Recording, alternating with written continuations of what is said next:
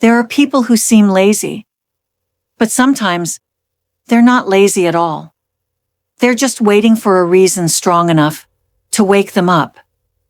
This is the story of one such boy. In the quiet village of Marindale lived a young man named Noah. He wasn't cruel. He wasn't careless. He just didn't like moving too much. While the rest of the village worked under the sun, Noah preferred lying under a tree, watching clouds drift by. His mother would sigh and say, "If only you worked half as hard as you dream, my son, we'd never have to worry." Noah's job was simple: scare the crows away from their rice fields. But he always found shortcuts. He tied empty tins to ropes so that when the wind blew, the noise frightened the birds. It worked, and he didn't have to get up. To him, that was smart, not lazy. But deep down, his father worried. What will happen to our home, he thought, if I fall sick one day? And one summer, that day came. The land turned dry, the sun scorched everything, and Noah's father fell seriously ill. Noah tried to take over the fields, but hard work isn't something you learn overnight. The water channels broke, the crops withered, and soon their fields stood silent and dead. That night, Noah sat under the stars. Tears filled his eyes as he whispered, "Why didn't I ever try harder?" Now it's too late. But sometimes the universe listens to sincere regret. The very next morning, a messenger came to the village. He announced a royal challenge from the king himself. The one who shows true wisdom will win a chest of gold. The villagers gathered, excited.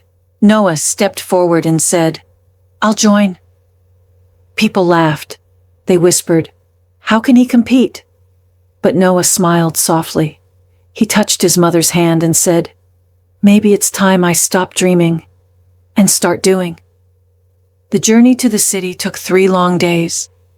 When Noah arrived, hundreds of men were already waiting. The first challenge was announced: cross the wide lake before sunset. The strong men jumped into the water immediately. Noah hesitated. He couldn't swim that far. But his sharp eyes noticed a few wooden barrels nearby. He quickly tied 2 together with his belt, made a small raft, and used his sandals as paddles. While the others grew tired in the deep water, Noah floated steadily forward. By dusk, he reached the other side, calm and smiling. Not first, but not last either. Enough to move to the next round. The final challenge came the next morning.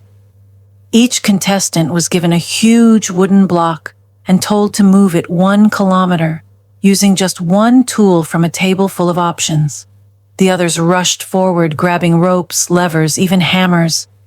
But Noah picked something small, an axe. The crowd laughed again. "What will he do with that?" they said. Noah didn't answer. He just began carving. Hour after hour, he worked silently. When he finished, the block was no longer a cube. It was a perfect cylinder. He pushed it gently, and it rolled like a wheel. While everyone else struggled to drag their heavy blocks, Noah's wheel sped past them all. He crossed the finish line first. The king stood up, clapping. "You were called lazy," he said, "but today, you've shown that true wisdom isn't about strength. It's about how you think." When Noah returned home, he wasn't just richer. He was transformed. He finally understood that effort feels lighter when it's driven by purpose. So if you ever feel lazy or unmotivated, remember Noah's story. You don't need to change who you are overnight. You just need a reason big enough to start moving forward. Because sometimes what looks like laziness is just potential waiting for the right moment to rise.